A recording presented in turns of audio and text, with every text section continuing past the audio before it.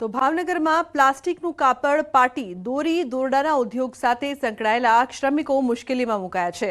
ભાવનગરમાં ગૃહોદ્યોગ તરીકે કાર્યરત મોનોફિલામેન્ટ યાર્નના એકમોને કોર્પોરેશન દ્વારા કમર્શિયલ દરે ટેક્સની આકારણી કરી વસૂલાત કરવામાં આવી રહ્યો છે, ત્યારે આ ટેક્સથી આ નાના ઉદ્યોગ પર માઠી અસર પડી રહી છે, જેના કારણે આ ટેક્સ નાબૂદ કરવાની માંગ નાના ઉદ્યોગકારો અને શ્રમિકોએ કરી છે।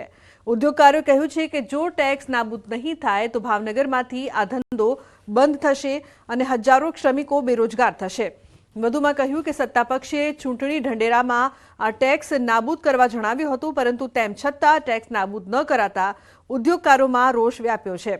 મહત્વનું છે કે ભાવનગરમાં 400 જેટલા ઘરોમાં કામ કરતા અંદાજે 30,000 લોકો પ્લાસ્ટિકનું કાપડ, પાટી, દોરી, દોરડા બનાવી પોતાના ઘરમાં જ કામ કરે છે। परिस्थिति प्लास्टिक में मंदी हो पहला अमरा कारखाना 24 कलाक हालता था, हाल 8 થી 12 कलाक पूरा हालता नहीं। अमने लोगों पूरु वळतर नहीं मळतुं। एवी परिस्थिति में महानगरपालिका द्वारा अमने कॉमर्शियल टेक्स लादवामां आव्यो छे, जे गैरव्याजबी छे। सत्ताधीश पक्ष द्वारा पण आश्वासन आपवामां आवेलुं के आ टेक्स अमे नाबूद करीशुं। हाल सुधी नाबूद न करवा छतां अमे वारंवार रजूआतो करेली होय। हाल आ धंधो 24 कलाकनो हतो, परंतु मंदीना कारणे 12 कलाक पण चालतो नथी, त्यारे आ टेक्स योग्य नथी।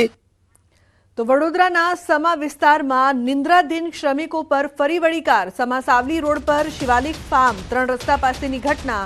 कार चालके बाइक सवारने टक्कर मारी, बादमां श्रमिको पर कार चढ़ावी। अकस्मातमां श्रमिको તેમજ બાઇક સવાર સહિત 7 લોકોને ઈજા પહોંચી છે।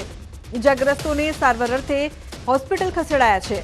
સમા પોલીસ સ્ટેશને કાર ચાલક વિરુદ્ધ નોંધ્યો છે ગુનો। तो आरोपी कपिल देव ब्रह्मभट्टनी पोलीसे करी छे धरपकड़। समा पोलीसे आरोपीनी धरपकड़ करी, तेने पण अकस्मातमां ईजा थता होस्पिटल लई जवायो।